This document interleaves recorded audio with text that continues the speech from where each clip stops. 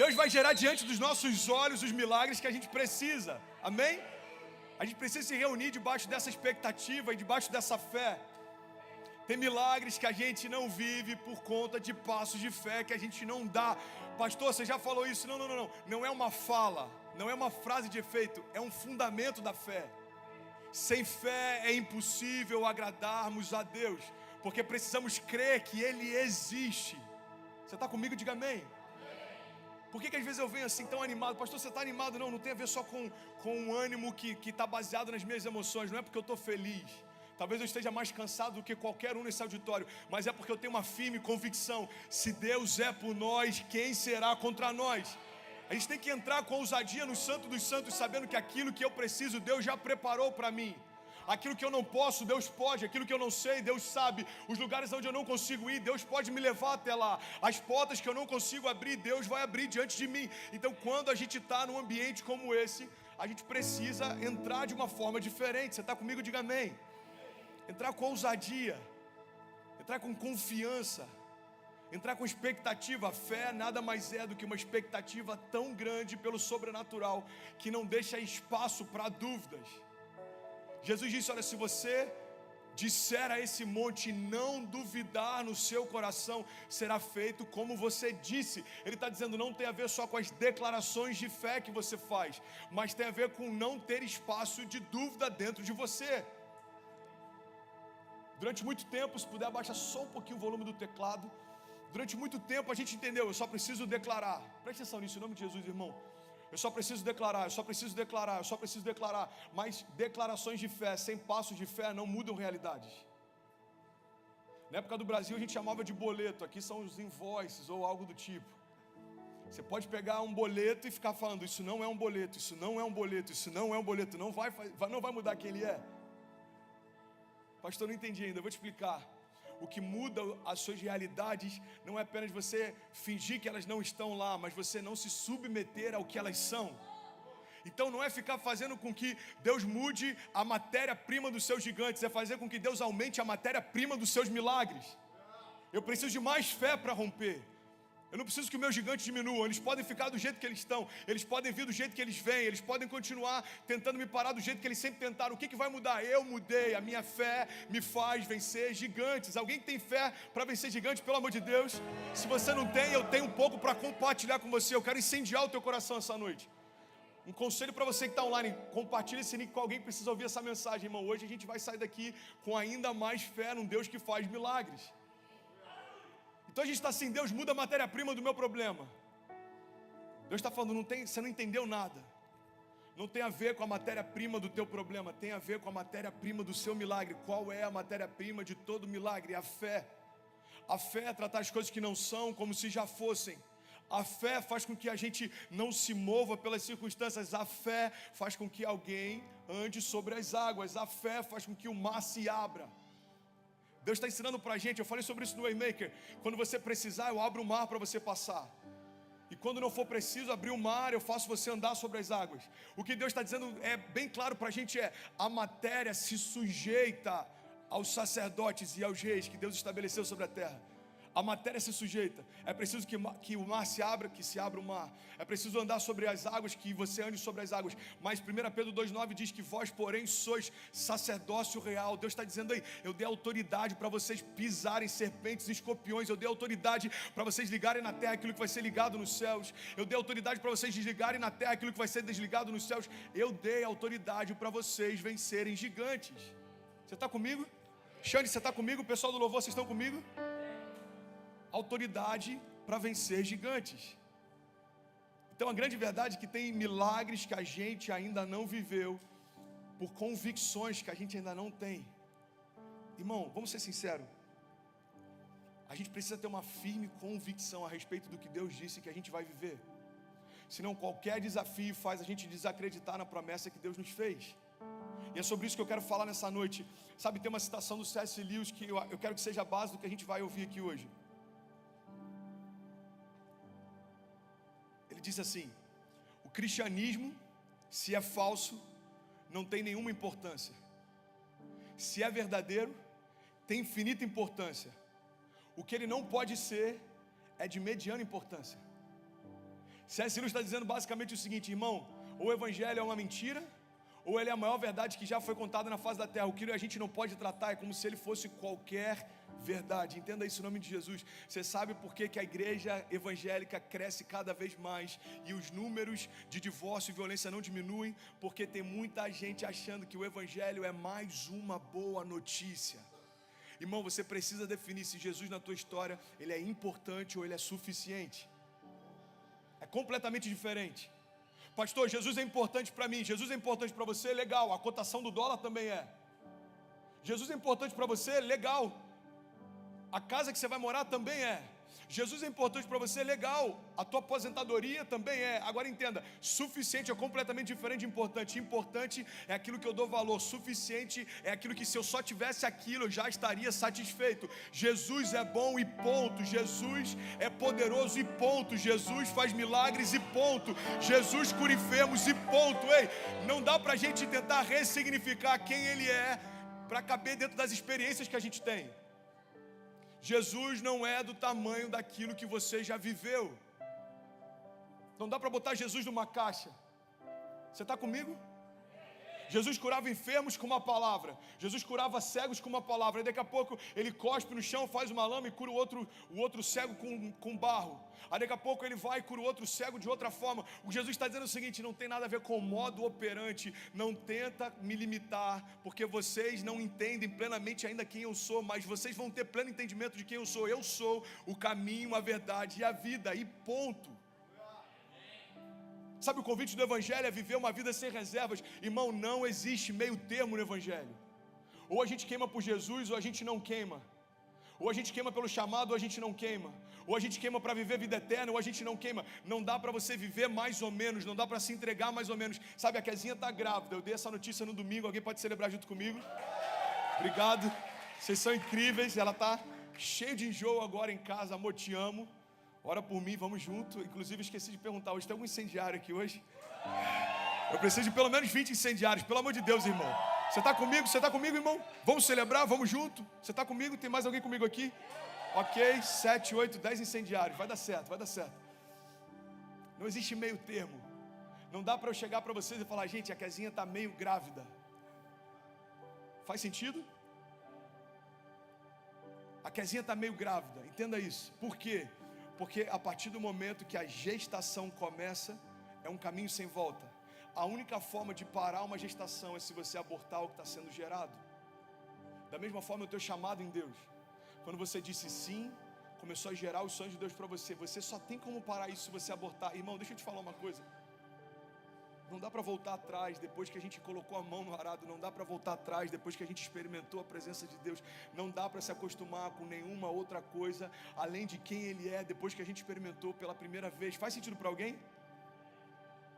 Sabe, é muito medíocre a gente aceitar qualquer coisa abaixo de quem Deus nos chamou para ser. O significado de medíocre: sem expressão, sem originalidade, mediano, pobre, banal. Pastor, é medíocre não conhecer a palavra? Não, não é. Depende do background que você teve, depende da família que você teve, depende de qual é o teu histórico. Não é medíocre não conhecer a palavra. Medíocre é se contentar com isso. Pastor, é medíocre estar na igreja e não ter expectativa pelo meu chamado? Não, não é. Talvez você se frustrou algum tempo atrás, talvez você veio cheio de marcas. Não é medíocre estar na igreja e não ter expectativa. Medíocre é se contentar com isso. Pastor, é medíocre não acreditar em milagres? Não, não, não é. Medíocre é você tentar ressignificar o que Deus pode fazer de acordo com a tua porção de fé. Entenda isso, irmão. Mediocridade não tem a ver com o estado, tem a ver com contentamento naquilo que estamos nos tornando. Pastor, eu estou um pouco sem fé. Não necessariamente é mediocridade, mas pode se tornar a partir do momento que você aceitar isso como sendo uma realidade para você. Irmão, não é normal estar numa igreja e não desejar viver milagres. Não é normal fazer parte do corpo e não desejar viver o seu chamado. Não é normal estar exposto à presença e não desejar experimentar mais de Deus do que já experimentou no passado. Não é normal ver alguém queimando por Jesus e não se constranger por não estar queimando também. Não é normal. Você está comigo? Faz sentido para alguém aqui? Parece que só eu estou acordado aqui hoje. Eu sei que o dia foi difícil, eu sei que a semana foi difícil, mas preste atenção nisso. A fé não é constatação. Pastor, a semana foi difícil. Ok, isso é o que aconteceu até aqui. Mas a próxima semana está sendo gerada agora, irmão. Então não importa o quão cansado eu estou da semana passada. O que eu vou fazer agora determina como vai ser a semana que vem. Então vamos gerar isso junto. Amém? Se contentar com qualquer coisa abaixo do que Deus te chamou para ser, isso é mediocridade. Sabe, tem um pastor da Califórnia que eu admiro muito. Ele disse algo que eu acho que define muito da nossa caminhada. Ele disse: eu acho que muitos de nós não estão em um caminho, mas em uma rotina. Nós confundimos conforto com paz, nós confundimos crença com fé, riqueza com bênçãos e existência com vida.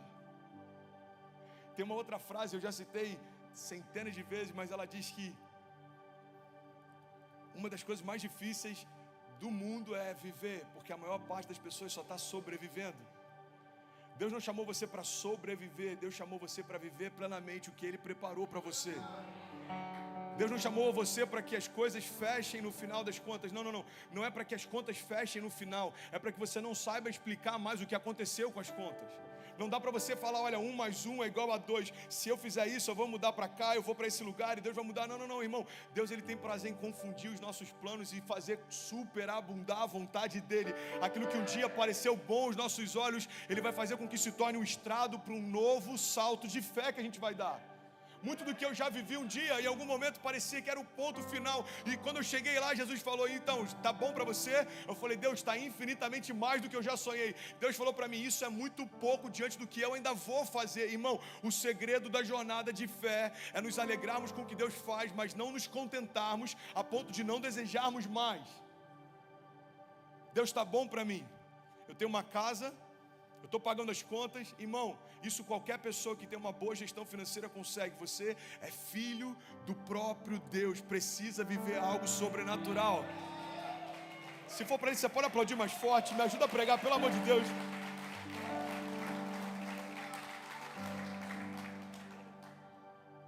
É muito pouco, é muito banal. Eu lembro que o Francis Chan, em um dos livros dele, ele fala, sabe, a gente tem confundido uma caminhada de fé com Deus. A gente agora tem mudado um pouco nossa moral. A gente é um pouco mais comedido, um pouco mais comportado. E a gente acha que Deus quer mudar o nosso moral. Deus não quer fazer com que você seja um pouco mais comportado. Não tem a ver entenda isso, não tem a ver com mudar o teu lifestyle. Deus não quer mudar teu estilo de vida. Deus quer mudar completamente a essência da sua vida. Aqueles que eram escravos agora se tornaram filhos. Irmão, evangelho não é mudança de estética. Evangelho é mudança de genética. De escravo para filhos. De alguém que não tinha expectativa pelo sobrenatural, agora alguém que pulsa a própria vida de Deus dentro de si. Alguém que estava perdido, agora tem o próprio poder de ressurreição dentro de si. O que o Evangelho quer fazer é muito mais do que nos tornar pessoas moderadas. Irmão, pelo amor de Deus, não tem a ver com sermos mais calmos, tem a ver com sermos mais mansos. O fruto do Espírito é benignidade, longanimidade, domínio próprio, paz, que excede todo entendimento. Deus quer mudar quem somos, como nos movemos, o que fazemos, os sonhos que nos movem. Faz sentido para alguém? E a grande verdade é que, como pastor local, às vezes me assusta um pouco ver como algumas pessoas encaram a sua jornada de fé, batem pontos semanalmente numa igreja, mas ainda não despertaram para o chamado eterno. Não tem a ver com fazer parte de uma comunidade local apenas, tem a ver com construir uma história com Deus. Irmão, o que a gente está fazendo aqui aponta para a eternidade. Pequenos passos mudam toda a história. O seu posicionamento muda toda a história. E é sobre isso que eu quero falar nessa noite. Sabe, eu lembro que algum tempo atrás eu tive uma experiência que me marcou muito. Eu fui para Tijuana, no México. Alguém que já esteve no México? Eu pensei numa piada de humor negro. Pensou também, né? Alguém vai falar, não, eu vim por lá, mas enfim, deixa quieto. Você está rindo porque você conhece alguém que veio por lá. Talvez você está rindo porque você veio por lá. Mas vamos lá. Estou brincando, gente. Mas é sério, deixa eu beber água aqui. Ô, gente, vamos botar essa atmosfera para cima, pelo amor de Deus. Eu atravessei, vocês são muito espontâneos, amo vocês. Tamo junto, mano, te amo. E eu queria ter uma experiência diferente. Eu falei, eu não quero pegar um voo para Tijuana, eu quero atravessar a fronteira para Tijuana. Então, peguei um amigo mais louco do que eu, a gente entrou no Jeep, a gente foi por San Diego, pegamos a Baixa Califórnia, atravessamos a fronteira. E é como a gente vê nos filmes, eu não sei se você já atravessou a fronteira, mas tem cães farejadores, uma série de policiais, não sei se é o Border Patrol, não sei quem que fica ali, eu acho que é, não é? Enfim, e aí fica toda aquela tensão, você tem que mostrar passaporte, o cara fica com um espelhozinho olhando debaixo do seu carro, aí você olha do lado, literalmente, gente, eu estou falando diante de Deus, tem vários carros que são suspeitos, sendo depenados, eles arrancando todo o forro do carro, e é interessante porque enquanto a gente estava em San Diego, as estradas eram perfeitas, o clima era normal, só que quando a gente começa a chegar perto da fronteira, você percebe que alguma coisa já muda, a atmosfera muda. E assim que a gente atravessou e a gente entrou em Tijuana, no México, você percebe que tudo mudou. Alguns metros de diferença, mas tudo mudou. O cheiro muda. A gente começou a ver alguns lugares com bueiros, esgoto a céu aberto. A gente viu crianças pedindo esmola na fila quando você vai atravessar de volta para os Estados Unidos. A gente viu pobreza, a gente viu tristeza. E sabe o que é interessante? Eu fiquei observando aquilo, para mim foi um choque, aquilo foi um marco na minha jornada de fé. Eu fiquei observando e eu percebi que algumas pessoas que estão do lado do México, eles ficam olhando com um olhar distante para o outro lado da fronteira. Cara, isso é muito poderoso, vai fazer sentido para alguém. Eu fico imaginando, eu fiquei olhando para eles imaginando, eu não tinha nem ideia que eu iria morar nos Estados Unidos naquela época, mas eu fiquei imaginando o que passa pela cabeça de quem está olhando a fronteira. E sabe, eu acredito que alguns deles estavam pensando, cara, alguns metros podem mudar a minha história. Alguns metros podem mudar completamente o meu futuro. Alguns metros podem mudar completamente as minhas realidades. E sabe o que Deus falou comigo? Presta atenção nisso. Pessoas estão tão próximas, mas ainda assim não conseguem acessar. O que Deus falou comigo, eu quero que você guarde no seu coração. Cuidado com as fronteiras, porque proximidade não significa acesso. Tem muita gente próxima de Deus sem acessar tudo que Ele é. Tem muita gente próxima de Jesus sem usufruir de tudo que Ele é. Irmão, proximidade sem revelação. Eu falei sobre isso esses dias. Proximidade sem revelação é mais frustrante do que o não conhecimento. Pessoas que caminham perto de Jesus, mas não conseguem acessar tudo que Ele é muito mais frustrante do que alguém que nunca teve o contato com Ele. Irmão, deixa eu te falar, não se iluda, não deixe o fato de estar sentado numa igreja se tornar a tua zona de conforto. Estar próximo de Jesus não é uma garantia de que você está acessando tudo que Ele é. O que eu quero te convidar nessa noite é para que a gente seja mais intenso na nossa busca, sabe? Eu lembro que uma vez eu li algo que me constrangeu. As pessoas que são muçulmanas e se convertem para o cristianismo, uma das primeiras coisas que acontece é que elas passam a orar menos do que oravam antes.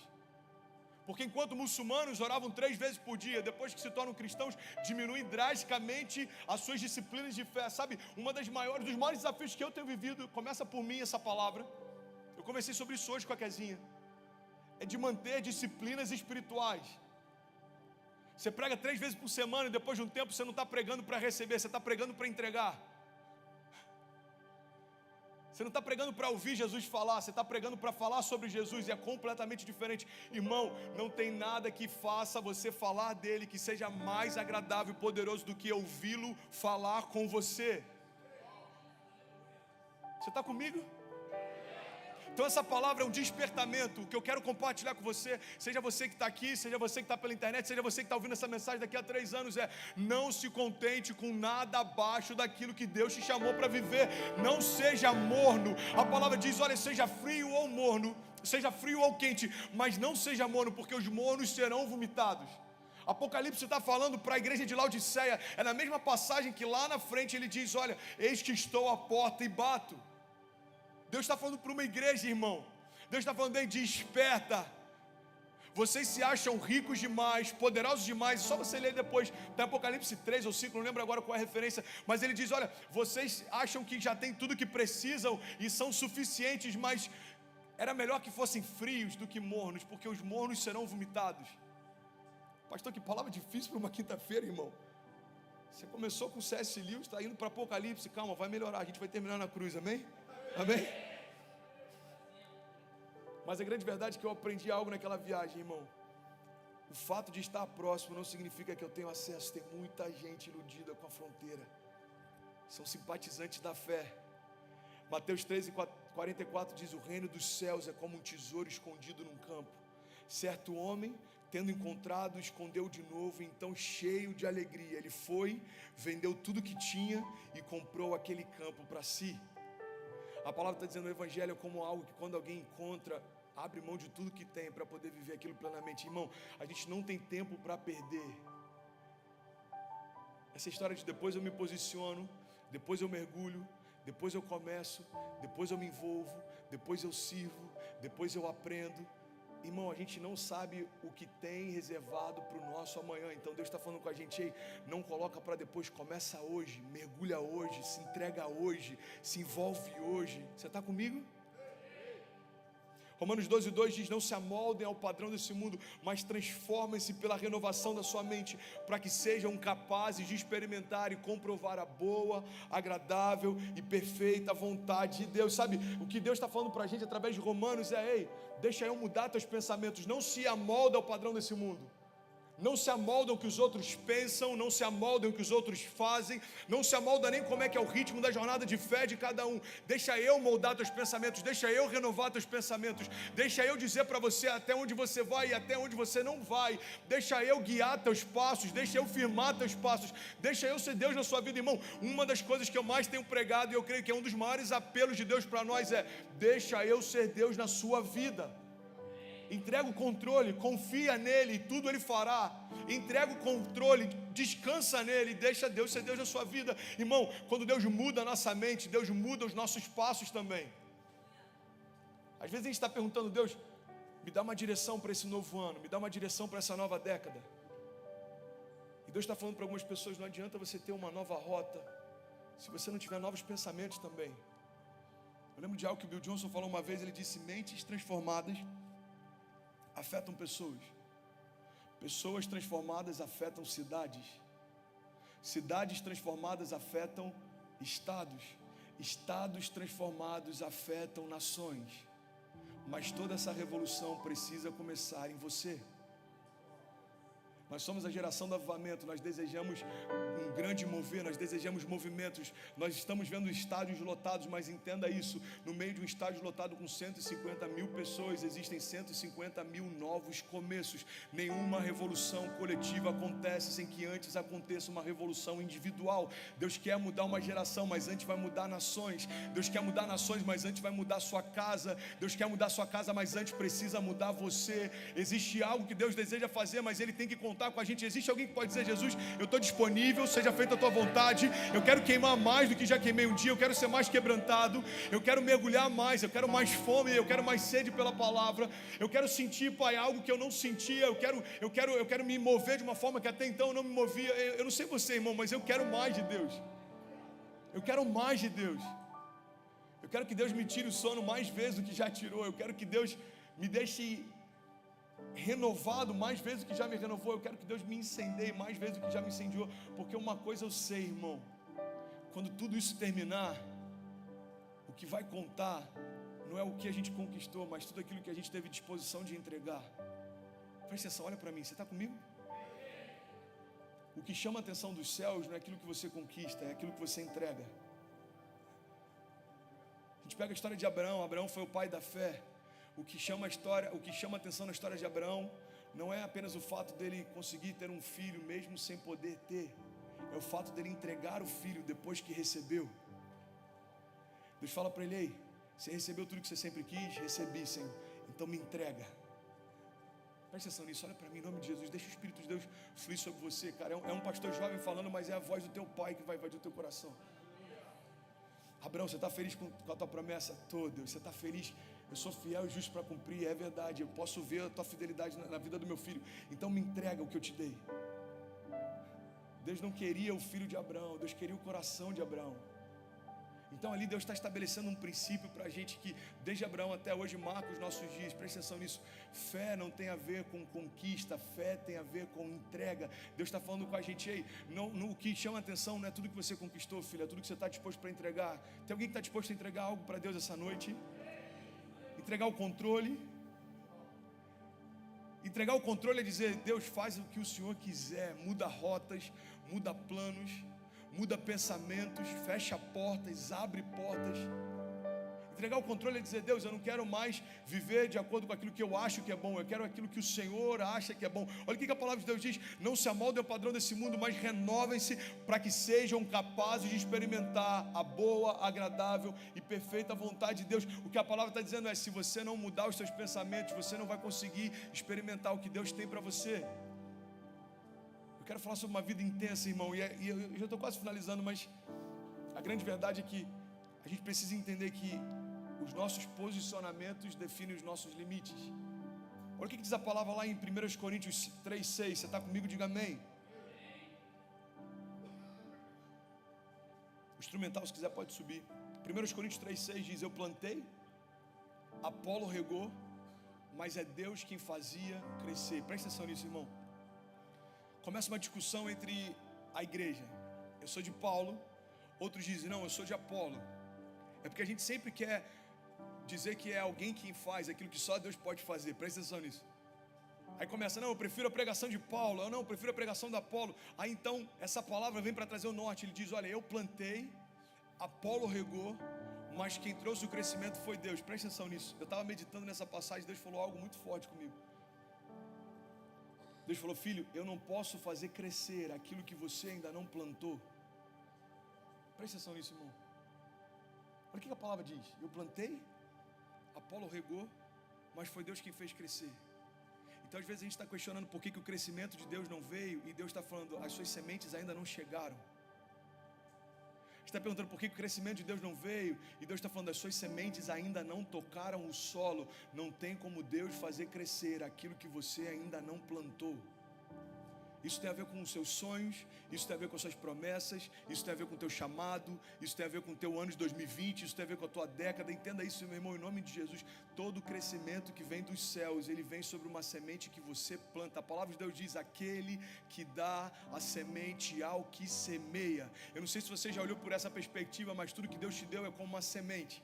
Todo o fôlego que você tem, toda a energia que você tem, toda a saúde que você tem, todo o tempo que você tem, todo o sonho que você carrega, toda a vontade que você tem, essa ousadia que você tem, vem de Deus, irmão. Presta atenção: todo dom perfeito, todo talento intrínseco, tudo aquilo que é nato vem de Deus.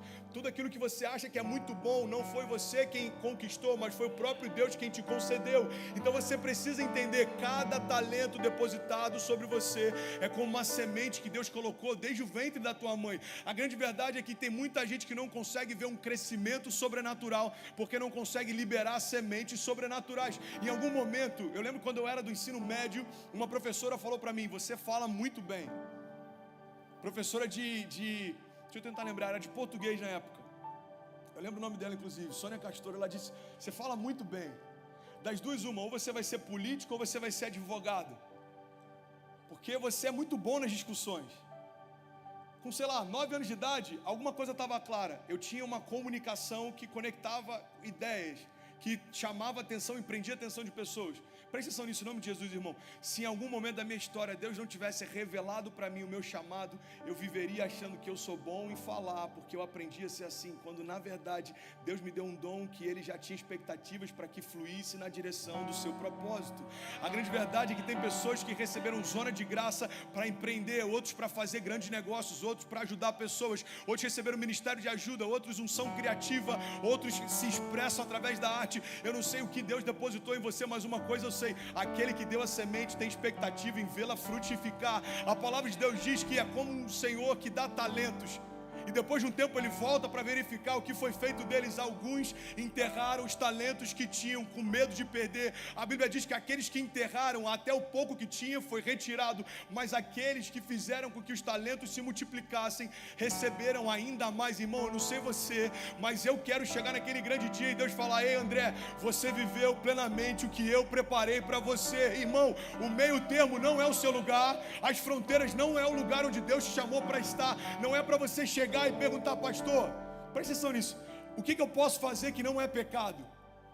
Pastor, o que eu posso fazer que não é errado? Irmão, quando você está perguntando isso, você está dizendo: pastor, me diz qual é o limite da fronteira e até onde eu posso ir sem me machucar. Irmão, você não foi chamado por Deus para viver nas fronteiras. Você foi chamado por Deus para viver debaixo de uma dinâmica de superabundância. Onde abundou o pecado, superabundou a graça. Mas a verdade é que às vezes a gente é extremamente intenso no pecado, extremamente medíocre na fé. Que palavra difícil para pregar, irmão. Às vezes somos extremamente intensos no pecado, extremamente medíocres na fé.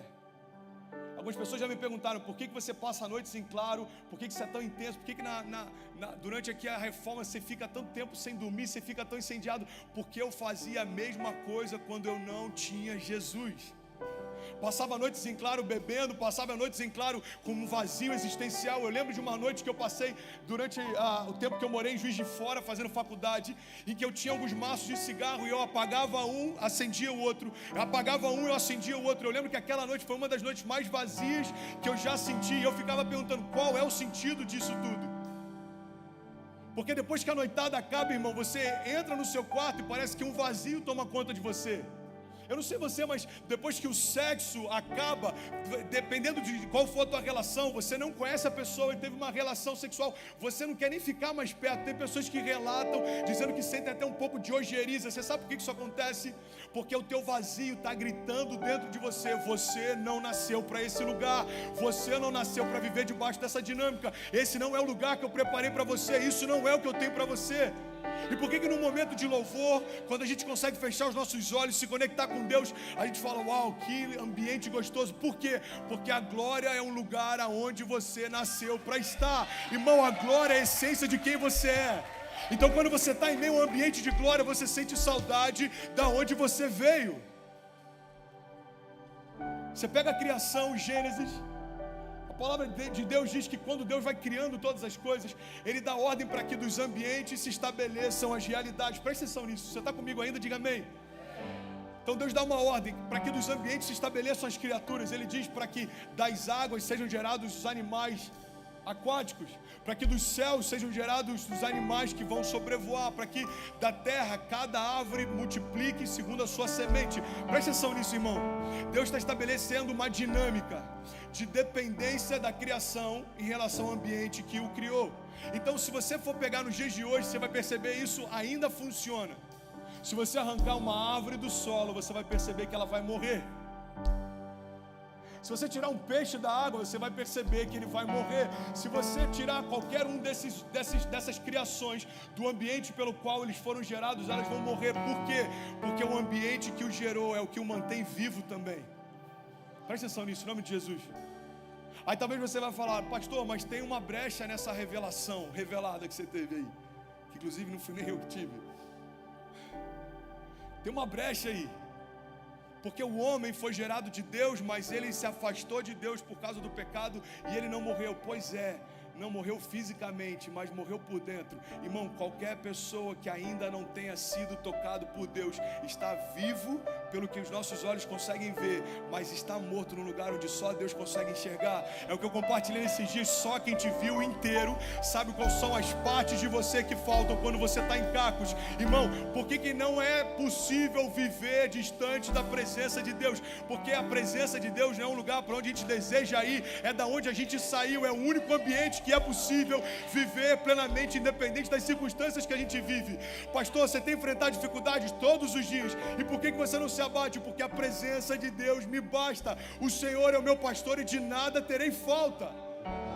Eu fui gerado nele, eu sou suprido por ele. Eu fui gerado nele, eu sou mantido por ele. Eu fui gerado nele, eu sou nutrido por ele. Irmão, presta atenção. A dependência que Deus estabelece é para guardar você. É quase como um termômetro. Você sabe quando você não está queimando como queimou um dia. Você sabe quando você não está sonhando mais como você sonhou um dia. Você sabe, irmão, quando você não está tão quebrantado quanto você se quebrantou um dia. E Deus está falando para algumas pessoas aqui nessa noite aí, não se acostuma com as fronteiras, você não nasceu para elas. Não se acostuma com uma vida mediana, você não nasceu para isso. Não se acostuma com uma jornada de fé medíocre, não foi para isso que eu formei você. Deixa eu ressignificar seus pensamentos. Deixa eu fazer você crer em milagres mais do que você crê na sua própria força. Irmão, olha para mim, em nome de Jesus. Tem um cara chamado Elon Musk. Só para você ter noção, esse cara, ele é o fundador da SpaceX, do Tesla. Se eu não me engano, ele foi o cara que fundou o PayPal também. Ele é um empreendedor serial, é um ícone na nossa geração. Esse cara, ele é pesado. A marca que ele formou de carros, ela já tem mais valor do que grandes montadoras, mesmo ele produzindo 1/3 do que elas produzem. Sabe o que é interessante? Esse cara está produzindo foguetes para, na cabeça dele, o plano dele é poder colonizar Marte. Talvez você vai falar, pastor, o que o Elon Musk tem a ver com a sua pregação? Eu vou te explicar.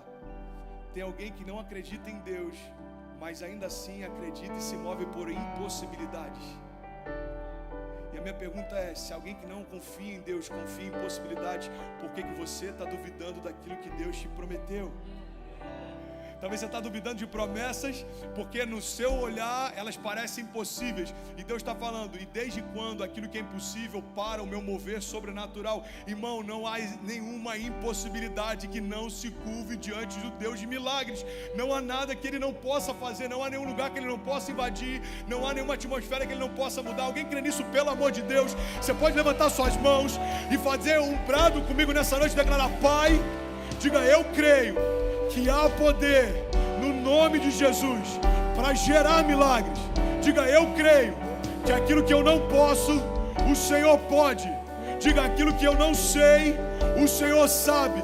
Declare com autoridade, diga, eu creio que eu vou viver milagres, sinais e maravilhas em nome de Jesus. Você pode aplaudir Ele no seu lugar. Aleluia. Aleluia. Sabe, a gente pergunta para Deus, Deus, por que você não me dá as oportunidades que eu tanto espero? Enquanto Deus deve estar questionando para alguns de nós aqui, por que você não se prepara para receber aquilo que eu desejo fazer? Presta atenção nisso, irmão, em nome de Jesus. Você que está pela internet, ouve o que eu estou te falando aqui. Não questione para Deus o porquê Ele ainda não fez. Provavelmente Ele está te questionando por que você ainda não se moveu. Não há nada que os céus façam sem que antes a gente não se mova. Milagres são reativos. Milagres são reativos. Aquele cego que sai no meio da multidão gritando, Jesus, filho de Davi, tem compaixão de mim. A fé dele fez com que os céus se movessem. Até a Maria, o primeiro milagre que se tem relatos que Jesus fez, a gente vê Jesus dizendo para Maria, Maria, mulher, o que tenho eu contigo? Ainda não é chegada a minha hora. Mas sabe o que é interessante? A gente lê um relato de que Jesus ainda não queria fazer o primeiro milagre, mas logo em seguida ele se rendeu à fé de Maria. Então o que a gente aprende é que os nossos passos movem o favor de Deus. O mesmo Jesus que pergunta à mulher, o que tenho eu contigo, minutos depois fala, tá bom, traga os talhos com água e eu vou fazer o melhor vinho que alguém já experimentou. Talvez aos teus olhos algumas coisas pareçam impossíveis, mas eu vim aqui te afirmar, se você continuar dando passos de fé, o favor de Deus vai ao seu encontro. Se você crer e não duvidar, se você disser e não duvidar, se no teu coração não tiver tanto espaço para dúvida quanto tem a partir de hoje espaço para fé, você vai se surpreender com aquilo que só Deus pode fazer. Irmão, jornada de fé é Deus movendo o sobrenatural. Uma jornada de fé é Deus envergonhando a lógica, é Deus fazendo até com que os nossos pensamentos sejam confundidos. Talvez você está falando, tá bom, eu quero me posicionar, eu quero viver isso. O que eu preciso fazer? Você está comigo ainda? Eu quero me mover. O que eu preciso fazer? É simples. Você precisa entender que todo mover externo é fruto de um mover interno. Presta atenção nisso, irmão. Todo posicionamento externo é reflexo de um posicionamento interno. É como se fosse uma guerra entre dois mundos. Não sei se você já viveu isso, mas tem dia que a gente quer vir para a igreja, parece que tudo se levanta para a gente não ir. Está comigo mais alguém aqui ou só eu? Hã? Tem dia que a gente está indo, principalmente em retiro. Você está indo, não sei se você já fez um retiro. Você se prepara, você está com expectativa. Irmão, a gente fazia retiro para 600 jovens lá no Rio. E era interessante porque no dia do retiro tudo acontecia com alguns deles.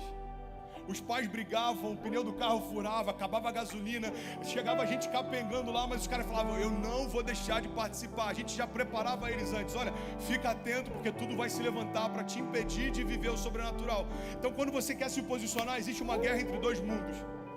O mundo ao teu redor e o mundo dentro de você. A grande verdade é que as coisas diante de você só vão mudar quando você permitir que Deus mude quem você é. Entenda isso em nome de Jesus, irmão.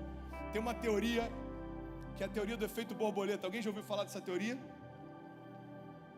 Acho que só eu. Fiquei preocupado agora. Camila também, 2 pessoas, 3 aqui. A teoria do efeito borboleta diz que o bater de asas de uma simples borboleta no Oriente é capaz de mudar o curso das coisas no Ocidente. Eu não acredito essencialmente nessa teoria, mas eu acho que talvez seja uma das melhores analogias do que é o Evangelho. Um simples passo de fé que você dá hoje muda o curso de toda a história. Presta atenção nisso, irmão. Algum dia, alguém pregou para Billy Graham: um passo de fé de um homem mudou toda uma geração. Algum dia, alguém encorajou Martin Luther King a sair do lugar onde ele tinha sonhos e compartilhar com a sua geração: eu tenho um sonho. Isso mudou o curso da história. Irmão, algum dia alguém chamado Pedro abriu mão das redes de pesca depois de ver a maior pesca que a empresa dele já tinha visto e decidiu caminhar com um homem que ele ainda não conhecia. E isso mudou toda a história. Presta atenção nisso, eu vou finalizar aqui. Talvez você está dizendo para mim: pastor, eu não sei se o meu chamado é para tocar milhares. Eu não sei se o meu chamado vai tocar estádios. Eu não sei se o meu chamado vai mudar a história de uma geração. Meu irmão, deixa eu te falar uma coisa. Eu não sei até onde vai o alcance do teu chamado, mas uma coisa eu sei: certamente os seus passos de fé vão mudar a história dos seus filhos. Certamente os seus passos de fé vão mudar a história da tua casa. Você quer mudar uma geração? Começa pelos seus. Eu não tive a alegria de poder falar: o meu pai é pastor. Da família de Casinha, 5 gerações de pastores. Da minha família eu sou o primeiro deles. Mas preste atenção nisso. Eu não tive a alegria de falar: o meu pai é um pastor. Mas a minha filha vai poder falar: o meu pai é um pastor e me ensinou a ter fé em Jesus dentro de casa. O que Jesus está ensinando para a gente é: ei, não faça com que o seu passado defina até onde você pode ir. O teu passado faz parte da tua história, mas ele não define o limite do teu futuro. Presta atenção nisso, irmão. A grande verdade é que a partir do momento que a gente se lança em Jesus, não tem mais a ver com o pai que a gente teve, tem a ver com que tipo de pai os nossos filhos vão ter. Tem que haver essa ruptura. Não tem mais a ver com que tipo de liderança da antiga igreja você teve. A pergunta agora é: que tipo de liderança os seus liderados vão ter? Não tem mais a ver, irmão, com os presentes que a gente não teve. Seus filhos não querem os presentes que você não teve. Seus filhos querem ver os milagres que você ainda não viu. Seus filhos querem os princípios que você não teve. Irmão, os nossos filhos, sem falar, eles têm uma expectativa de que a gente mostre para eles que o Deus que a gente professa é real. Deixa eu te falar uma coisa: você quer mudar uma geração? Deixa eu me comprometer com você. Vamos começar pela nossa casa. Você está comigo? Você pode levantar suas mãos em nome de Jesus, fechar os seus olhos. Eu quero orar com você. Levante suas mãos, feche os teus olhos, deixa o Espírito de Deus invadir você. Pai, nós queremos mais. Nós queremos mais. Nós não queremos uma fé teórica. Nós não queremos nos limitar a frases que fazem sentido nas redes sociais. Nós não queremos nos limitar a encontros sociais. Pai, nós não queremos aquecer os bancos de uma igreja. Nós queremos mais. Nós queremos milagres mudando os nossos dias. Nós queremos palavras mudando a nossa rota. Nós queremos unção profética para viver milagres. Pai, nós queremos mais. Nós queremos mais, Jesus. Mais do que já vivemos, mais do que já pensamos, mais do que já desejamos um dia.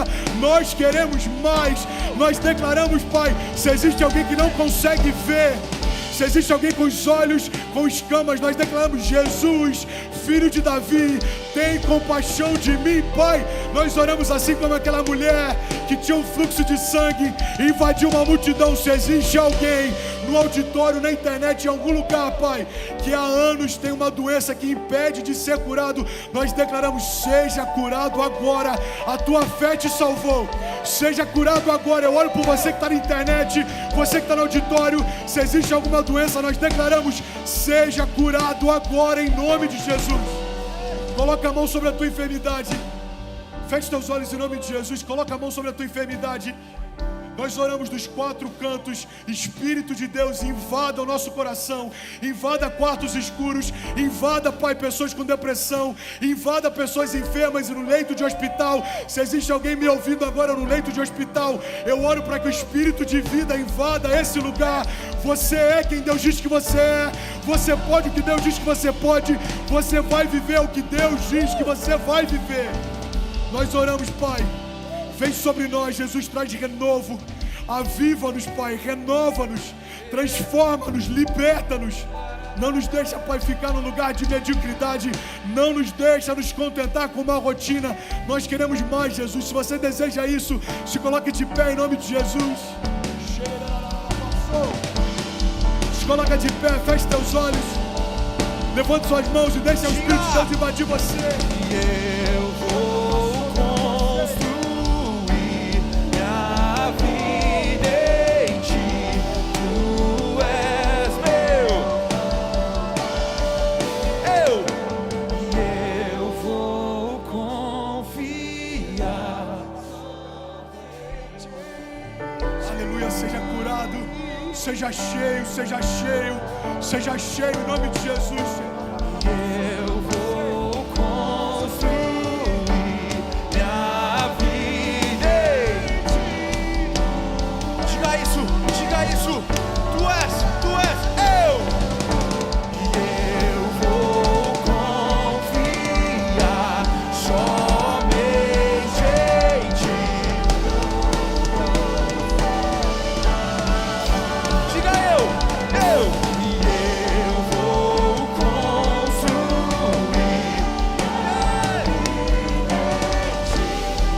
tu és meu fundamento. Diga. E eu vou confiar.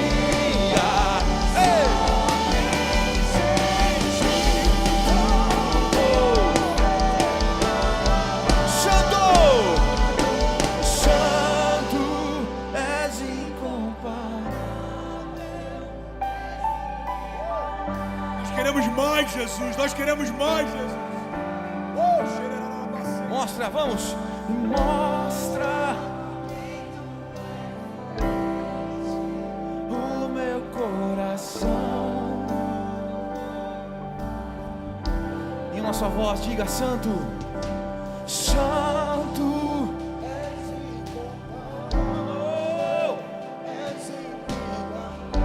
Deixa fluir, deixa fluir. Mostra,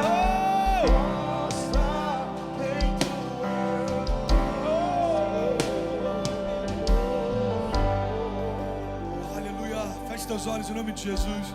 Eu quero orar com você, curva sua cabeça. Aleluia, nós chamamos Jesus, nós chamamos Jesus. Nós chamamos Jesus, nós chamamos Jesus. Nós chamamos Jesus, essa igreja é tua. Essa igreja é tua, faz o que o Senhor quiser. A liberdade para o teu fluir, Pai, a liberdade para o teu agir. Quebra cadeias, quebra correntes. Desfaz, Pai, todo laço com o passado. Pai, nos dá liberdade para fluir, liberdade para viver o novo, liberdade para viver promessas, liberdade para viver milagres, liberdade, Pai, para falar para toda doença e enfermidade: na minha vida não, na minha casa não, sobre os meus filhos não. O Senhor é minha justiça, dele vem o meu socorro, o Senhor é o meu refúgio, dele vem a última palavra. Deus é por nós, nada nem ninguém será contra nós.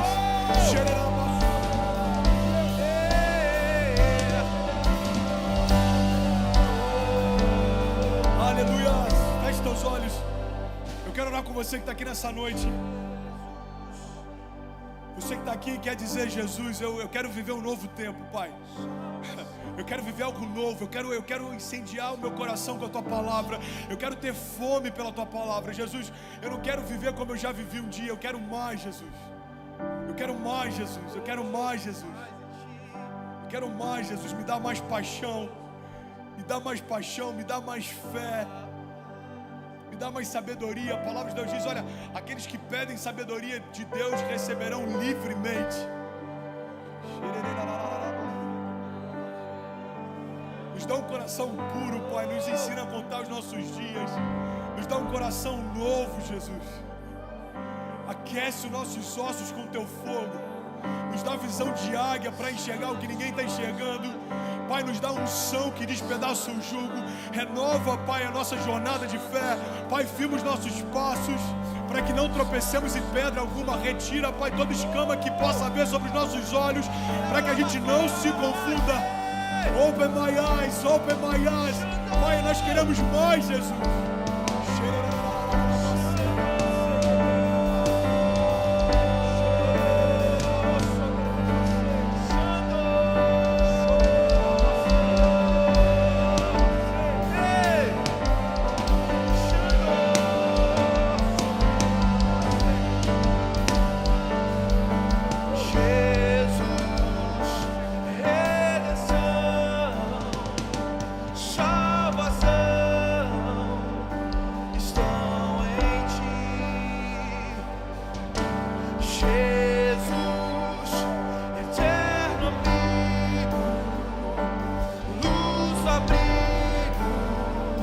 seu reino aqui. Diga mais, Jesus. Jesus.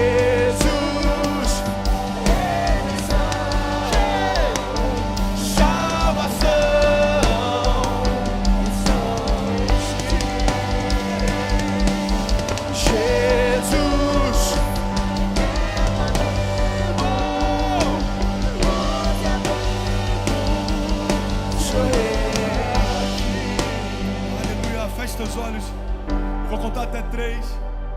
Você que está aqui nessa noite, quer dizer: Jesus, eu quero viver um novo tempo, eu quero viver um novo começo, Pai. Feche teus olhos em nome de Jesus. Ninguém se movendo nos corredores, esse é o momento mais importante dessa noite. Feche teus olhos. Você que está aqui quer dizer: Jesus, eu abro o meu coração para você entrar e nunca mais sair. Eu quero orar com você, eu vou contar até 3. E se é com você que Jesus está falando, tudo que você precisa fazer é levantar sua mão o mais alto que você puder no seu lugar. Talvez você está aqui, você já faz parte da igreja. Talvez você já até lidera a pessoa, já liderou um dia, você já experimentou milagres, você já queimou por Jesus, mas você precisa de um renovo. Só você e Deus sabem o quanto você precisa. Eu quero orar por você também, não perde essa oportunidade. Eu vou contar até 3 e você que quer viver um novo começo a partir de hoje, você quer viver um novo tempo a partir de hoje, quando eu disser 3, levanta suas mãos o mais alto que você puder, me deixa orar por você. Eu te garanto, a sua vida nunca mais vai ser a mesma. Você que quer viver um novo tempo com Jesus hoje, eu ser renovado, vou contar até 3, 1, 2, 3, levanta sua mão mais alto que você puder, me deixa orar por você. Deus te abençoe em nome de Jesus, Deus te abençoe em nome de Jesus, Deus te abençoe em nome de Jesus, Deus te abençoe em nome de Jesus. Deixa eu fazer um pedido. Você que levantou a sua mão, sem constrangimento nenhum, sai do seu lugar e vem aqui na frente. Me deixa orar por você. Dá o seu primeiro passo de fé. Isso, a gente vai continuar adorando aqui. Isso, sai do seu lugar. Existe um Deus de milagres te esperando aqui de braços abertos. E a gente vai continuar cantando Jesus. Vamos lá, Jesus. Jesus, redenção, salvação.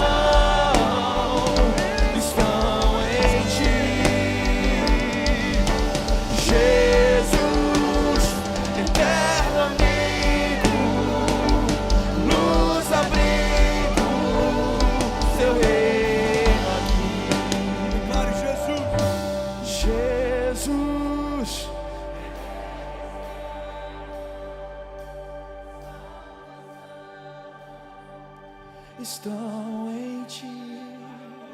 Diga o nome dele. Jesus.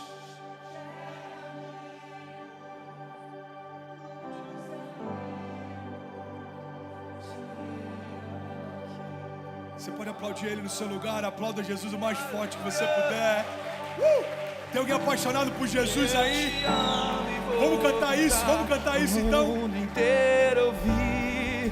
Te amo, declare isso. Te amo, te amo. Diga: eu te amo. Te amo, eu te amo e vou gritar pro mundo inteiro ouvir. Te amo, te amo, te amo. Vamos declarar: eu te amo. Eu te amo e vou gritar pro mundo inteiro ouvir. Te amo, te amo. Só igreja. Eu te amo e vou gritar pro mundo inteiro ouvir. Te amo. Aleluia. Já pegou essa música? Vamos cantar então? Eu te amo e vou gritar pro mundo inteiro ouvir. Te amo, te amo, te amo, te amo. Eu te amo e vou gritar pro mundo inteiro ouvir. Te amo, te amo, te amo. Vamos lá, cante!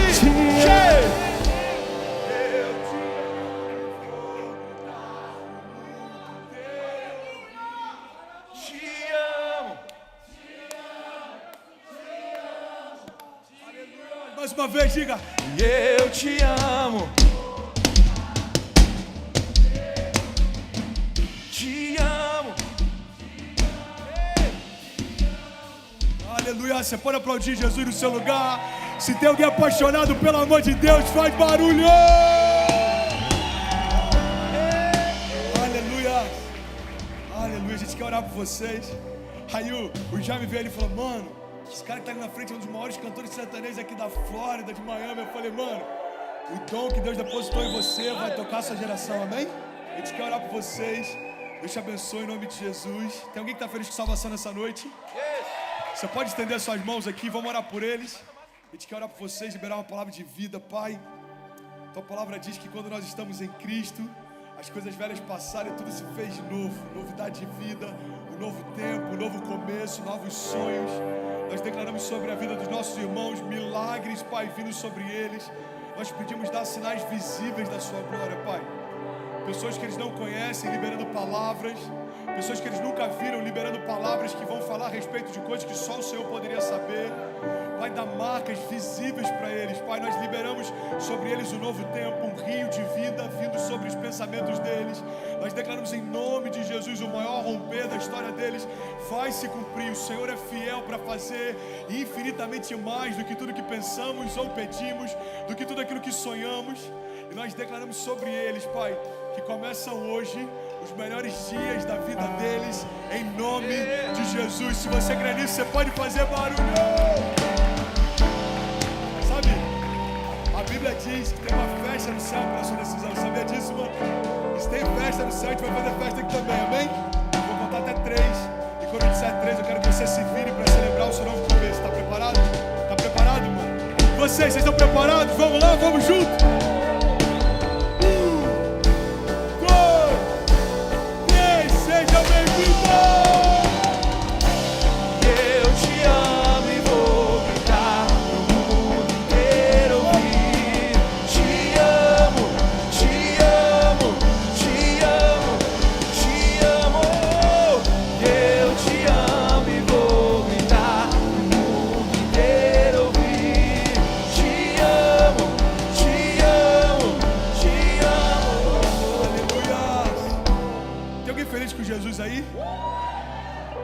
Você, irmão, mas eu sinto que Deus está levando a gente para um lugar em que a gente não vai escutar os ruídos lá de fora, porque a gente está mergulhado nele, amém? Eu não sei se você já fez a apneia, não sei se você já teve essa oportunidade, mas quanto mais fundo a gente fica, menos barulho lá de fora a gente ouve, e eu creio que é esse lugar que Deus quer levar a gente. Eu não sei quantas pessoas a gente tem online que entregaram a vida para Jesus. 7 pessoas online se rendendo a Jesus. Você pode celebrar, você pode aplaudir no seu lugar. Deus te abençoe, seja bem-vindo ao novo. Você que foi curado através da palavra, do louvor, compartilhe também nos comentários: eu fui curado. Diz do que você foi curado. A gente crê que Deus vai marcar os nossos próximos dias, amém? Deus te abençoe, que essa semana seja leve, que Deus surpreenda em tudo, que Deus aqueça o teu coração, te quebrante e que milagres sobrenaturais venham ao teu encontro, em nome de Jesus. Até domingo, se Deus quiser. Deus te abençoe, valeu!